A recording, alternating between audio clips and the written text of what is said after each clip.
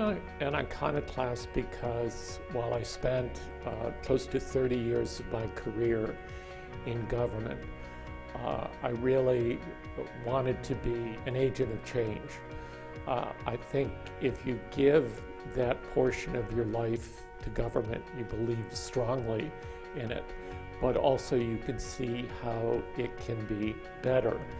It can be better internally, and as we speak about in the report that we've just issued, how government and technology and innovation can be used to change the way we deliver health care, the way we do transportation, the way we support the environment in this country. So I haven't, proud to say, I think I've never lost the spirit of trying to give back to this nation. That motivated me to be part of the public service, and it continues to motivate me even after I've left.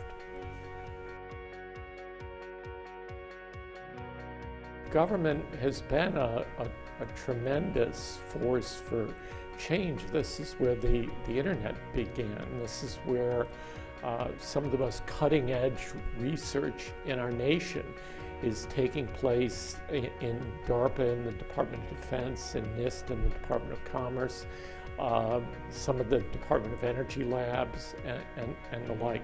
When I was in government, I had an arrangement with my executive assistant, and I would ask her, give me 7, 8, 10 minutes in this meeting with some company officials that are here, and interrupt. And if that company was still talking about themselves at that point, I would leave the meeting and say, leave your materials and I'll look at them later.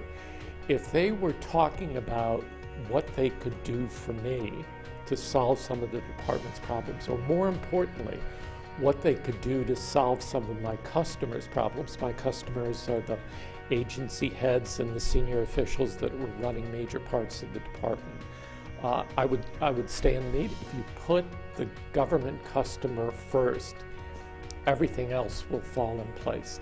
If you put yourself first, or your products first, or your software first, or your hardware first, you'll never succeed. You'll never succeed as a company, and you'll never succeed in being what you profess you want to be, which is a trusted advisor and partner to that government customer.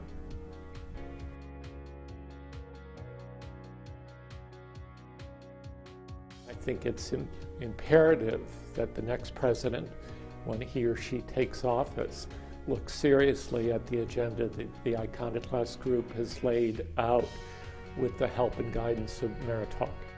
Every part of government today, the White House, the Congress, NIST, our court system, we need to become more agile, more nimble to keep up with the breakneck pace of technology today.